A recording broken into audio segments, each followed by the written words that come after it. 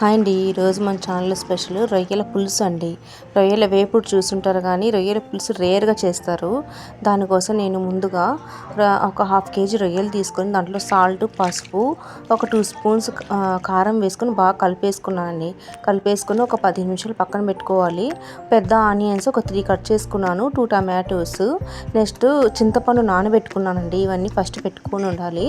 Next ఒక pan తీసుకొని దాంట్లో 3 నుంచి 4 స్పూన్స్ ఆయిల్ వేసుకున్నాను. బిర్యానీ ఆకు, చెక్క, లవంగాలు, ఆవాలు, నెక్స్ట్ యాలకులు ఒకటి వేసానండి. నేను జీలకర్ర వేసేసి అది బాగా వేగిన తర్వాత కట్ చేసుకున్న ఆనియన్స్ దాంట్లో వేసేసాను. ఈ ఆనియన్స్ అనేది కొంచెం రెడ్డిష్ వచ్చే వరకు ఒక 5 మినిట్స్ వేగించి మనం ఇందాక స్టోర్ పెట్టుకున్నాం కదండి రొయ్యలు, అవన్నీ దీంట్లో వేసేసి బాగా మెల్ట్ చేయాలండి. ఆ రొయ్యల్లో ఉండే వాటర్ అంతా విడిపోవాలి. నెక్స్ట్ కట్ చేసుకున్న టమాటోస్ దీంట్లో వేసేయాలి. నెక్స్ట్ చిల్లీ పౌడర్ ఒక స్పూన్ వేసుకున్నాను.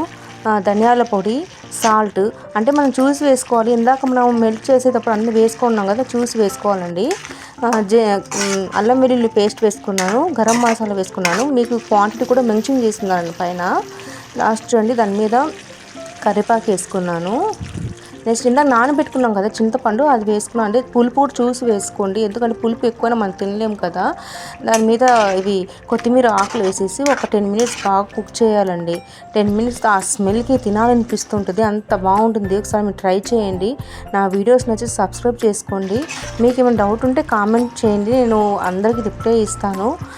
నా వీడియో నచ్చితే లైక్ చేయండి. చూడండి ఎంత బాగా వచ్చిందో కర్రీ అనేది. మనం దించుకునేటప్పుడు ఇలా కొత్తిమీర వేసి దించుకోవాలండి. ఓకే అండి.